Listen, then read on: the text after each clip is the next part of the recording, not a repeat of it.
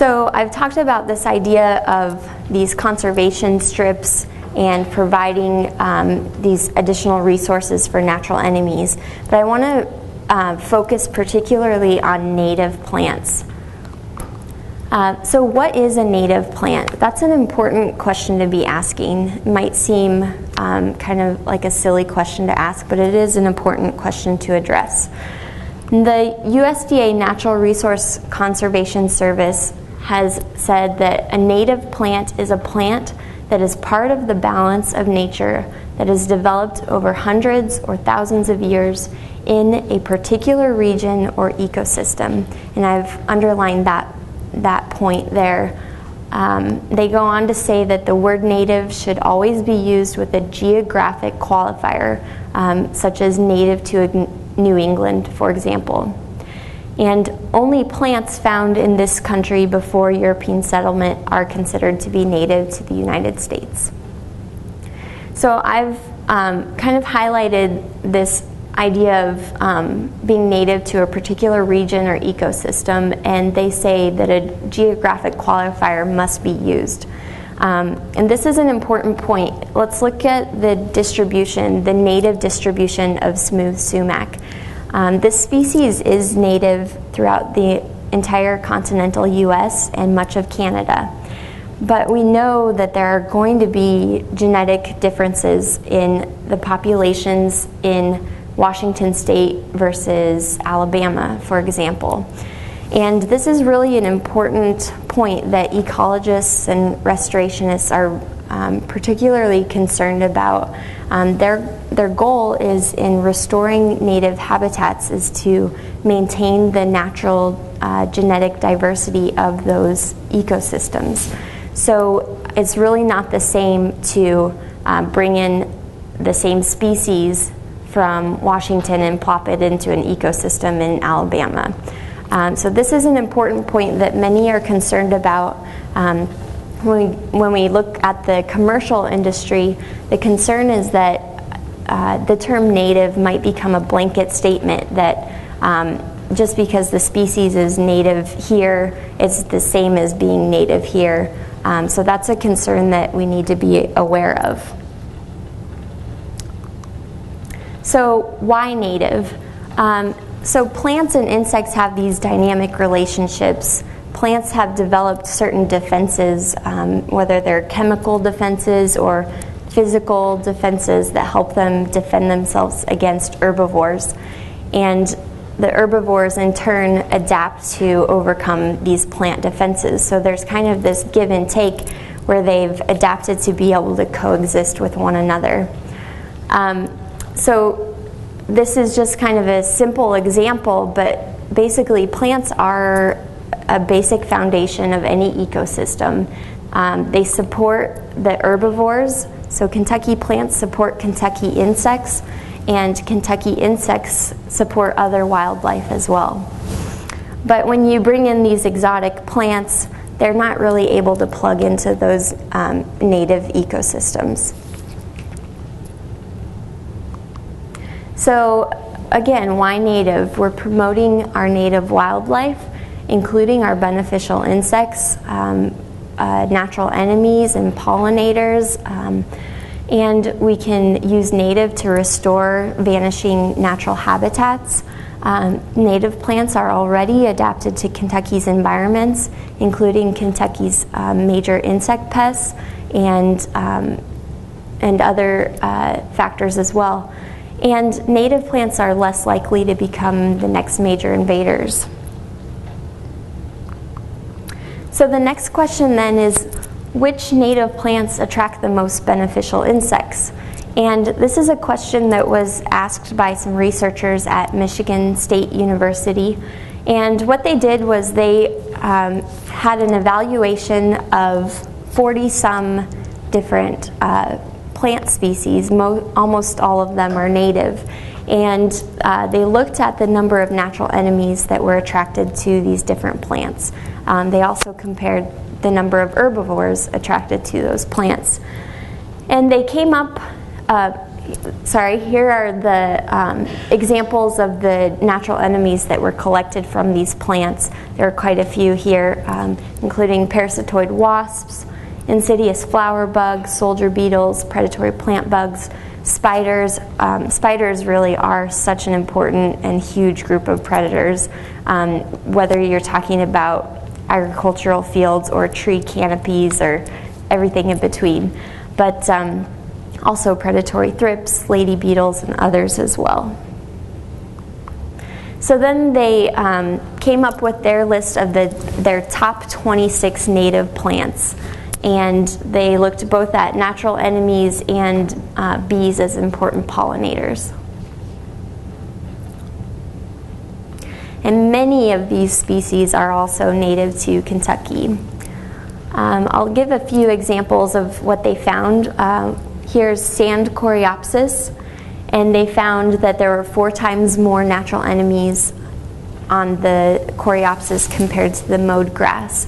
These included insidious flower bug and predatory thrips. Cup plant similarly had 4 times more natural enemies than the mowed grass, but it supported quite a diversity of different natural enemies.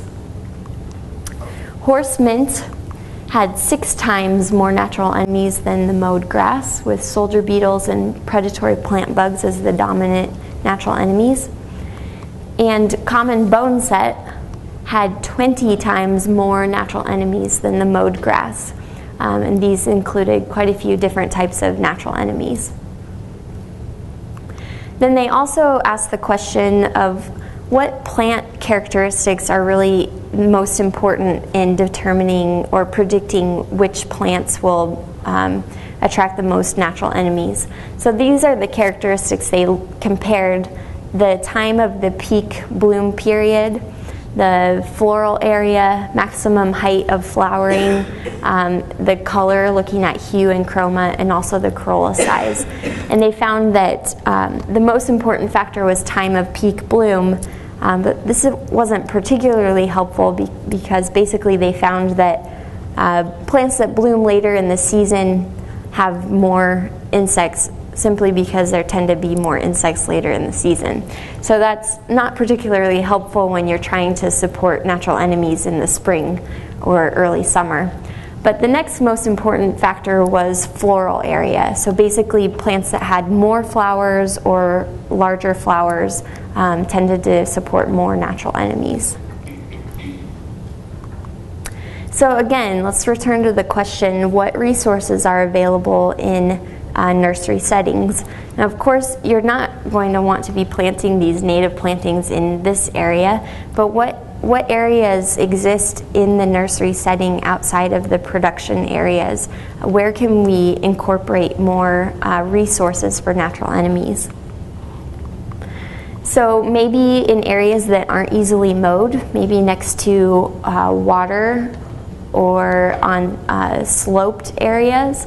Areas that aren't suitable for production, maybe an area that's really prone to flooding.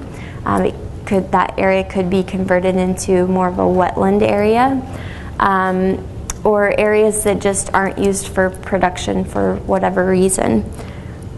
This nursery here has a large green space here that's just continually mowed, so maybe a small bed of flowering plants could be put in here, or maybe a larger area could be devoted to a native planting. So I just want to give a few more examples of what these native plantings might look like. Each of these are examples from Illinois, and they're all next to small water areas. This one here you can see is just a strip along the water. This area is mowed. And then also the Indianapolis Parks and Recreation Department, over the past few decades, they have converted almost 500 acres of their property into native plantings. And so I'm just going to show a few examples of some of the projects that they have. This was a park that was all turf that was continually mowed. They converted it into a natural prairie. Similarly, this is another park that was all turf. You can see the parking lot back here, but this area was mowed or converted into an open woodland habitat. This is another example of an open woodland habitat that was once turf. And in this park, they converted the area into a wetland. So they actually have found a pretty significant cost savings in doing this. They have 478 acres of turf or fallow fields that they've converted into native plantings. And they've estimated their costs that to mow an area continually costs about $440 per acre per year. Versus having a native planting installed, the initial installation costs about $1,700 per acre, but the continual maintenance is reduced to only $154 per year per acre. So over time there is a pretty significant cost savings, and they've found that they've saved almost $137,000. So these numbers are going to differ quite a bit depending on the situation. These are just their averages, and maybe whatever your situation is, your costs might differ from this quite a bit, but this just gives an example that there can be some cost savings involved. So the process of installing a native planting is basically pretty similar to any time you're converting turf into a planting, whether it's native or not. And I don't want to go into too much detail here, but I'll just kind of briefly explain what might be involved in the process. First, you have your planning stages where you evaluate your site and you define what type of ecosystem you're establishing there. Then, of course, you'll want to select a community of plants that are really appropriate for that situation. You'll definitely want to include grasses to help with weed control. And also, if you have some tall flowering plants, a lot of those can tend to fall over, so you want those grasses to help provide some structural support. You also want to include those floral resources for your natural enemies, and select species that are going to survive well in that environment, but also that won't become overly aggressive in that habitat. And for larger projects, you may want to consider consulting with an expert. There are some different companies in Kentucky that specialize in this type of thing. For example, Dropseed Native Plant Nursery in Goshen, Kentucky is one business that I've talked to about this, and Margaret Shea was the one that installed that 400-foot-long conservation strip at that organic farm. So there are individuals out there that can help you with this type of thing. For the installation, of course, you have to clear out your weeds. There are some different methods for that. Herbicides, cultivation, or smothering for small areas. For quick establishment on smaller sites, you might consider using plugs or larger container-grown plants, or balled and burlap for your trees and shrubs. But for a larger area, you probably want to, and on a smaller budget, you want to probably consider planting by seed. This might involve drill seeding or spreading by hand on cultivated soil, and you'll need to incorporate your seeds, maybe using light raking or using a thatcher. And then you may need to mulch lightly with straw and then roll or tamp your soil.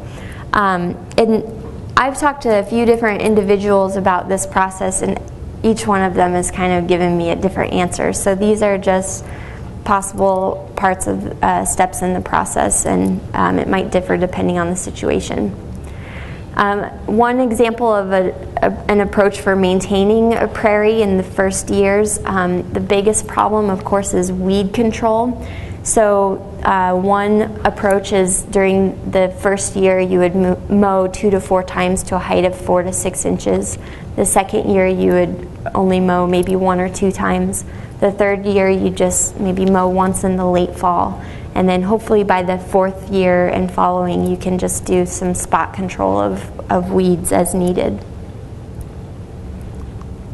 So I just kind of want to wrap up with talking about some of the other advantages that there are for planting and even selling native plants. There is a growing national interest in native plants.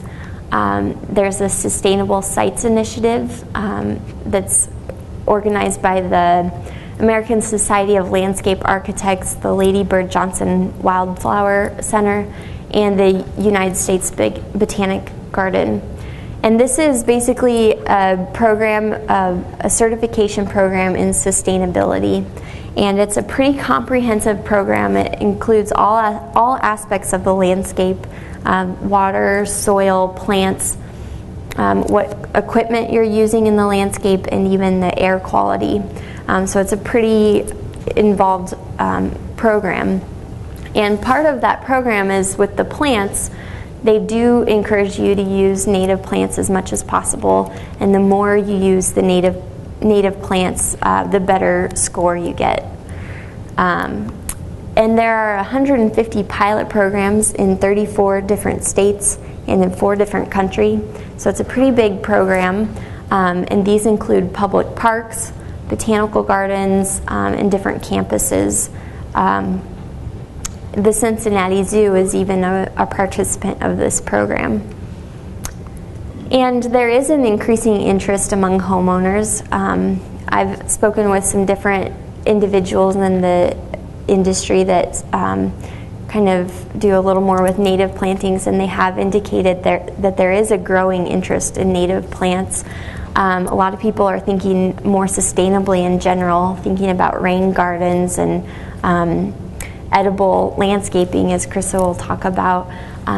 So there is a growing interest there. And there are also a lot of native plant organizations out there.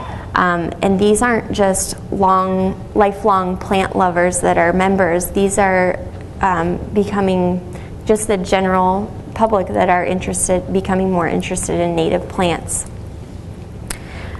This picture here is a picture that I took during a native plant event that was in Lexington. This is just someone's backyard, and I wanted to include this because there's kind of the perception out there that native plantings in the home landscape have to be these crazy, out of control landscapes that are just a mess, but that doesn't have to be the case. This landscape is very well maintained, and there are a number of native plants that have been incorporated into this design. So a few other advantages of selling or planting native plants. There are some programs, some government incentives for planting native landscapes. One example is the Wildlife Habitat Incentives Program. This is through the USDA Natural Resource Conservation Service, and basically they work with private landowners with some financial incentives to convert portions of their land into native habitats. By selling native plants, you can avoid a lot of those regulations that come up against selling ornamental plants that have become invasive. You can feel good in knowing that the plants you sell will not become the next major invader. You know, there are those cases out there where we think something is fine, and then we later find out that it's become invasive, such as the Bradford pear. We've really started to see a lot more Bradford pear out in the natural habitat. So that's always a concern. And you can also feel good about knowing that the plants you're selling are promoting Kentucky's native. You're promoting the native plants themselves, but you're also promoting the native wildlife that depend upon those plants.